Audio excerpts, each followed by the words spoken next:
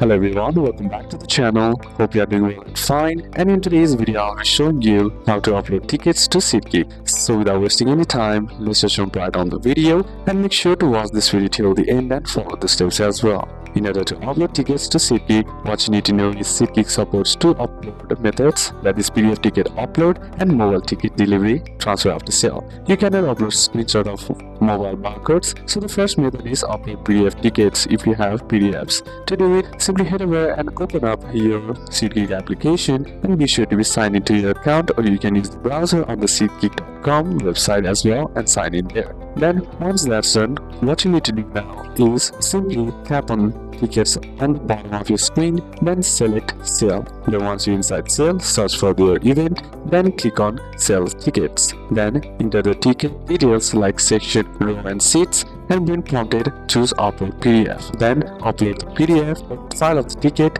and set your price. And now once that's done, add payout info like bank account or PayPal. And then once done, simply click on list tickets.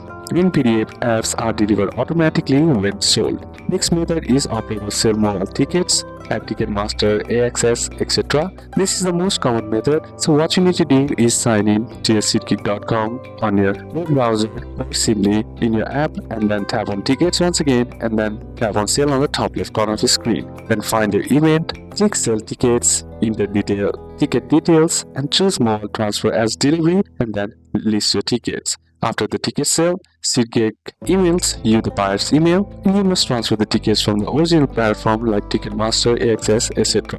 What you cannot upload is screenshots of barcodes, Apple Wallet tickets, Google Wallet tickets, and non-transferable tickets. So these are a couple of steps that you can apply, and that's it for today's video, guys. Hope this video was useful to you, and leave a like if it did, comment down any questions that you have, and see you soon on the next one.